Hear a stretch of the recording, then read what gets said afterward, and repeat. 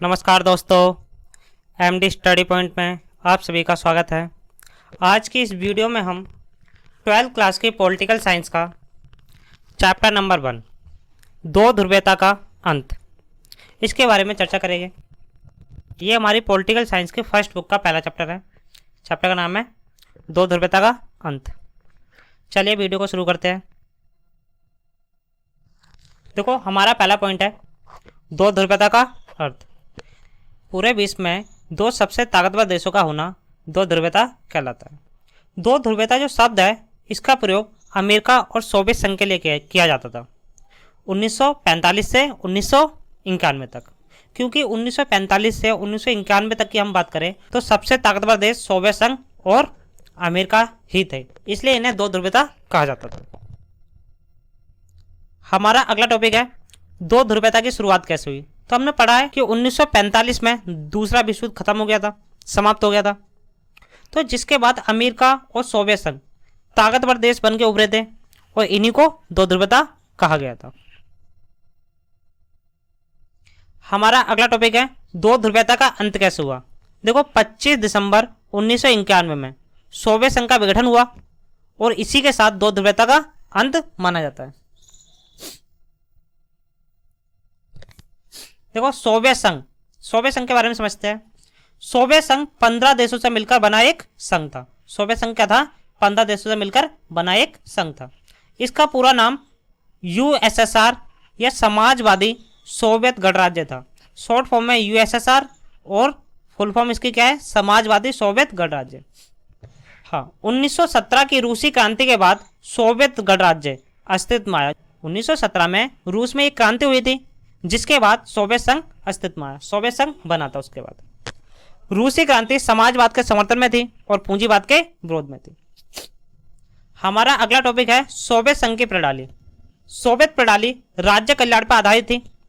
यहाँ लोगों की जरूरतों को पूरा करने के लिए सरकार जिम्मेदार होती थी। जो सोवियत संघ की प्रणाली थी वो किस पर आधारित थी? राज्य कल्याण पर आधारित थी। सोवियत अर्थव्यवस्था योजनाबद्ध थी। सभी संसाधनों पर राज्य का नियंत्रण होता था। यहाँ पे सभी काम एक योजना के तहत करे जाते थे और जितने भी देश में संसाधन थे सभी पे राज्य सरकार का अधिकार होता था। सोवियत संघ में एक ही पार्टी का शासन था, कम्युनिस्ट पार्टी का। दूसरी पार्टी के लिए कोई भी जगह नहीं थी। बेरोजगारी नहीं थी। यहाँ पर जनता के लिए न्यूनतम जीवन सुनिश्चित कर रखा था। सभी व्यक्तियों को सरकार ने आधारभूत आवश्यकता की सभी चीजें उपलब्ध करा रखी थी। घरेलू उद्योग बहुत ज्यादा उन्नत था। सुई से लेकर कार तक सभी सामान बनाया जाता था, लेकिन अमेरिका जितना अच्छी गुणवत्ता का नहीं होता था। संचार प्रणाली बहुत ज़्यादा उन्नत थी, अच्छी थी बहुत ज़्यादा। संसाधन भरपूर मात्रा में थे, किसी चीज़ की कोई कमी नहीं थी। हमारा अगला टॉपिक है सोवियत संघ के विघटन के कारण। तो हमने भी पढ़ा सोवियत प्रणाली कितनी अच्छी थी, किसी चीज़ की कोई कमी नहीं थी। इसके बावजूद सोवियत संघ का विघटन कैसे हुआ, इसके बारे में थोड़ा समझते हैं। पहला कारण है एक ही पार्टी का दबदबा। देखो, सोवियत संघ में 70 सालों तक एक ही पार्टी का दबदबा था, कम्युनिस्ट पार्टी का। जिस कारण जो कम्युनिस्ट पार्टी के जो नेता थे, अधिकतर नेता थे, वो भ्रष्टाचारी हो गए और वह नेता जनता के प्रति जवाबदेह नहीं थे। जिस कारण जनता ने इसका विरोध किया, इन नेताओं का विरोध करा और सड़कों पर कम्युनिस्ट पार्टी के नेताओं के पुतले जलाए। हमारा दूसरा कारण है हथियारों की होड़। देखो, शीत युद्ध के दौरान सोवियत संघ ने अमेरिका के साथ हथियारों की होड़ की और अपने अधिकतर संसाधनों को हथियार बनाने में लगा दिया, जिस कारण उसकी अर्थव्यवस्था बहुत ज़्यादा पीछे रह गई। अमेरिका की तुलना में उसकी अर्थव्यवस्था बहुत ज़्यादा पिछड़ गई। अगला कारण है नौकरशाही का सख्त शिकंजा। देखो, सोवियत संघ में सरकारी कर्मचारियों का शिकंजा कसता गया, जिस कारण वह बहुत ज़्यादा ताकतवर हो गए और वह जनता का कोई भी काम नहीं कर रहे थे। वे भ्रष्टाचारी हो गए थे, जिस कारण जनता ने इनका विरोध करा और इनके खिलाफ आंदोलन वगैरह करे। सोवियत संघ का अफगानिस्तान में हस्तक्षेप। देखो, 1979 में सोवियत संघ ने अफगानिस्तान में हस्तक्षेप करा, मतलब अपनी सेना अफगानिस्तान में भेज देती, जिस कारण उसकी आर्थिक स्थिति बहुत ज़्यादा खराब हो गई। हमने देखा कि उसने पहले ही अपना ज़्यादा संसाधन और ज़्यादा पैसा हथियार बनाने में लगाया और अब उसने अपनी सेना अफगानिस्तान भेज दी, जिस कारण उसकी आर्थिक स्थिति बहुत ज़्यादा खराब हो गई। अगला पॉइंट है जनता की जागरूकता का बढ़ना। सोवियत संघ की जनता को ये बताया जा रहा था कि वह अमेरिका तथा अन्य पश्चिमी देशों से काफ़ी आगे है। जब जनता की जागरूकता बढ़ी तो उन्हें पता चला कि वह अमेरिका और पश्चिमी देशों से काफ़ी पीछे रह गए, जिस कारण उन्हें गुस्सा आया और उन्होंने सोवियत संघ के विभाजन की मांग करी। गोर्बाचेव की सुधार की नीतियां। देखो, मिखाइल गोर्बाचेव सोवियत संघ के अंतिम राष्ट्रपति थे। ये 1985 में राष्ट्रपति बने थे सोवियत संघ के। इन्होंने सोवियत संघ में कई सारे सुधार करे, जैसे हथियारों की होड़ समाप्त कर दी, अफगानिस्तान से अपनी सेना वापस बुला ली। इनके जो सुधार थे, कम्युनिस्ट पार्टी के नेताओं ने उन सुधारों को समर्थन नहीं दिया। इन सभी कारणों की वजह से सोवियत संघ का विघटन हुआ। अब हम देखते हैं कि सोवियत संघ के विघटन के बाद क्या क्या परिणाम हुए, सोवियत संघ के विघटन के बाद क्या क्या हुआ, उसके बारे में समझते हैं। हमारा अगला टॉपिक है सोवियत संघ के विघटन के परिणाम। देखो, शीत युद्ध की समाप्ति। पहला परिणाम क्या हुआ? शीत युद्ध की समाप्ति। हमने देखा शीत युद्ध सोवियत संघ और अमेरिका के बीच हो रहा था, लेकिन जब सोवियत संघ का विभाजन हुआ तो शीत युद्ध भी पूरी तरह से समाप्त हो गया। अगला परिणाम था हथियारों की होड़ का समाप्त होना। देखो, हथियार की होड़ अमेरिका और सोवियत संघ के बीच में जारी थी, लेकिन जब सोवियत संघ का विघटन हुआ तो हथियार की होड़ भी समाप्त हो गई। विचारधात्मक संघर्ष की समाप्ति।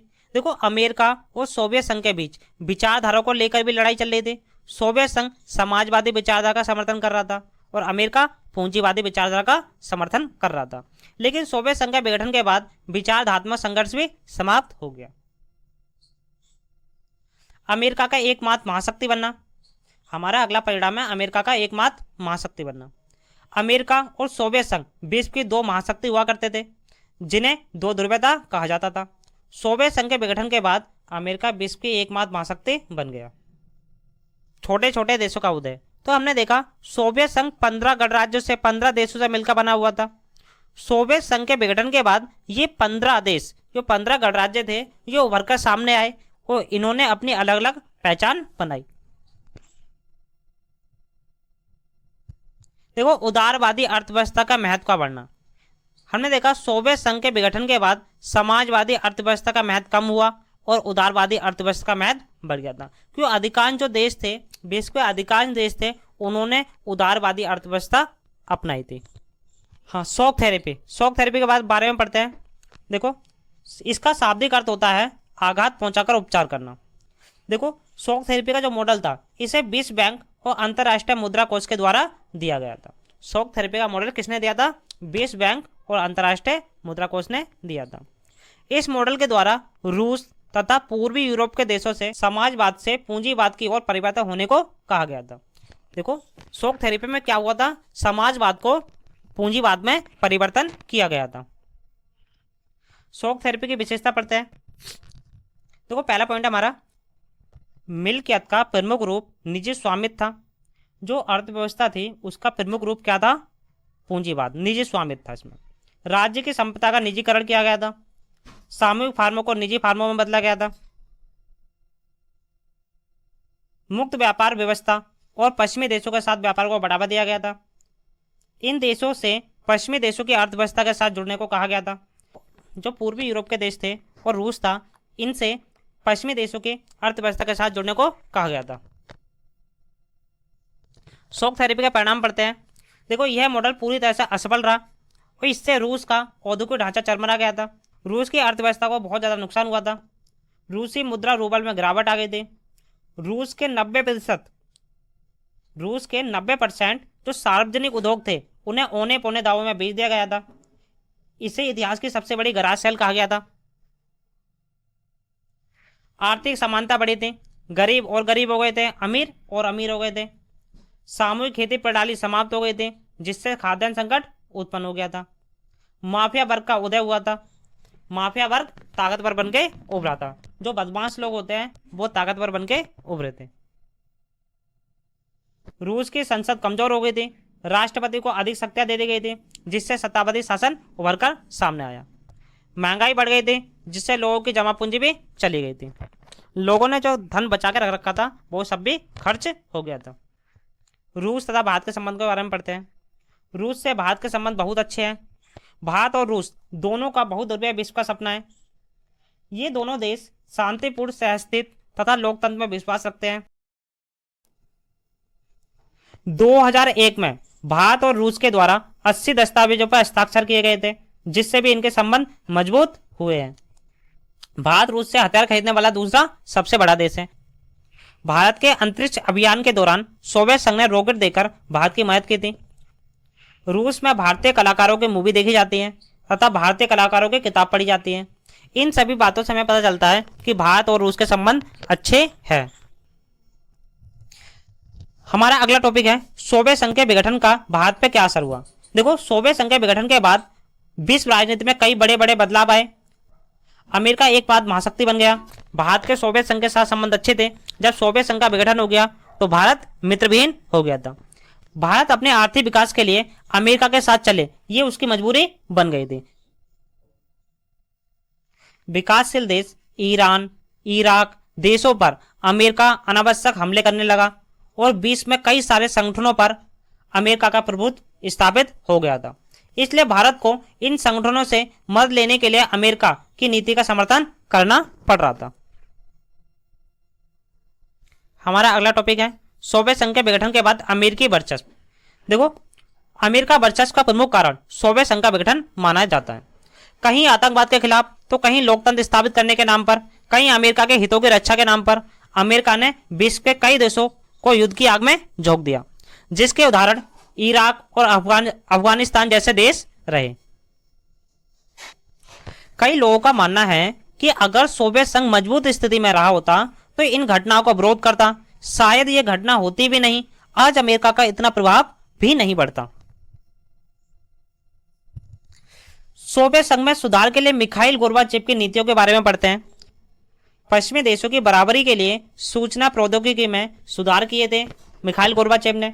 सोवियत संघ को लोकतांत्रिक रूप दिया था, अर्थात लोकतांत्रिकरण की नीति चलाई थी। अफगानिस्तान से सेना वापस बुला ली थी। अमेरिका के साथ हथियार की होड़ समाप्त कर दी थी। जनता की स्वतंत्रता में वृद्धि कर दी, जिससे जनता की जागरूकता बढ़ी। 25 दिसंबर 1991 में सोवियत संघ के विघटन की घोषणा भी इन्हीं ने की थी। हमारा अगला टॉपिक है पूर्वी यूरोप के देशों में संघर्ष और तनाव। देखो, रूस के 2 गणराज्य चेचन्या और दागिस्तान में हिंसक और अलगाववादी आंदोलन चले। मास्को ने आंदोलन को दबाने के लिए सैन्य बमबारी की और मानवाधिकार का व्यापक रूप से उल्लंघन किया। ये सारी घटनाएं सोवियत संघ के विघटन के बाद हुई। मध्य एशिया में तजाकिस्तान में 10 वर्षों तक गृहयुद्ध चला। 1991 से 2001 तक अजरबैजान का एक प्रांत है नगरनो काराबाख। यहाँ के कुछ स्थानीय अर्मेनियाई लोग अलग होकर अर्मेनिया में शामिल होना चाहते थे। देखो, अजरबैजान का एक प्रांत था नगरनो काराबाख। यहाँ के कुछ स्थानीय लोग थे अर्मेनियाई मूल के, ये अलग होकर अर्मेनिया देश में शामिल होना चाहते थे। यूक्रेन, जॉर्जिया और किर्गिस्तान में मौजूद शासन को उखाड़ फेंकने के लिए आंदोलन किए गए थे। चेकोस्लोवाकिया शांति से 2 भागों में विभाजित हो गया था, चेक और स्लोवाकिया। यूगोस्लाविया 4 प्रांतों में बट गया था, बोस्निया, हर्जेगोविना, स्लोवेनिया तथा क्रोएशिया में विभाजित हो गया था।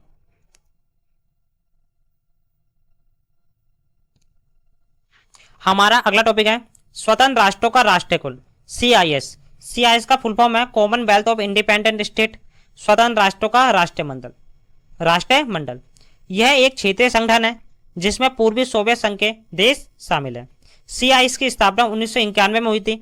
सोवियत संघ के देशों ने अपनी स्वतंत्रता की घोषणा की थी। इसमें CIS के मुख्य उद्देश्य पढ़ते हैं आर्थिक सहयोग को बढ़ावा देना, राजनीतिक सहयोग को बढ़ावा देना, सामाजिक सहयोग को बढ़ावा देना, सुरक्षा को बढ़ावा देना, कानूनी सहयोग को बढ़ावा देना। ये सभी CIS के मुख्य कार्य थे। आज की वीडियो में इतना ही। Thank you.